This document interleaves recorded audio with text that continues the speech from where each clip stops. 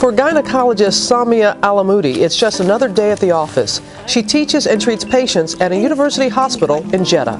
Assalamu alaikum. But today in her office, a heartbreaking story like so many others. A young man brings his aunt to the doctor because she has found a lump in her breast. She felt a lump, and because she has a family history, her sister passed away because of breast cancer. So she was very worried about this lump. They came to the right doctor, a woman who has single-handedly turned around a country on the issue of breast cancer as Saudi Arabia's most famous patient.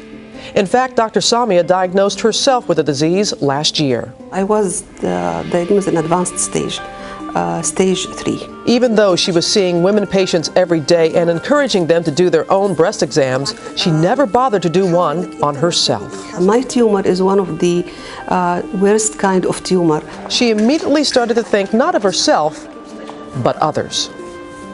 Just 10 days later, she was speaking to a support group. She had never had a mammogram herself, a victim not just of illness, but her own culture. Her admitted mistake is typical here in Saudi Arabia. A lot of women here, they won't talk because of too many reasons. Some of them because they think it's something very private. They feel or they think of it as a taboo. She was determined to change her painful, quiet secret to a public life lesson. So she began to write about it in articles, books, and appearing on TV. She cracked open a long, locked door, historic here. No one had ever done this in public before. No one had ever said so loudly, "I have cancer." Dr. Samia is an invaluable resource, and she has been willing and able and capable of talking about breast cancer. I don't want people to suffer the way I did. I want everybody to learn from the lesson. She launched a campaign of pink ribbons, ribbons that she puts and wears everywhere.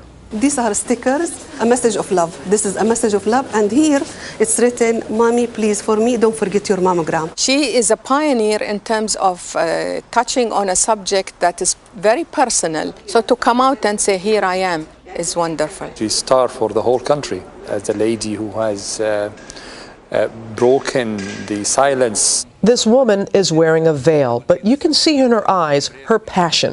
She wanted to be interviewed, she told us, because she says that Dr. Samia gave her strength and courage to battle her own late-stage breast cancer.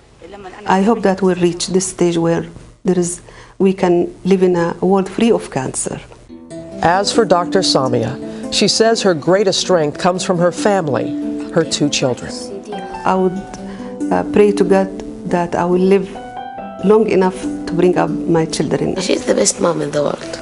My mother means everything to me. She's the important thing in my life.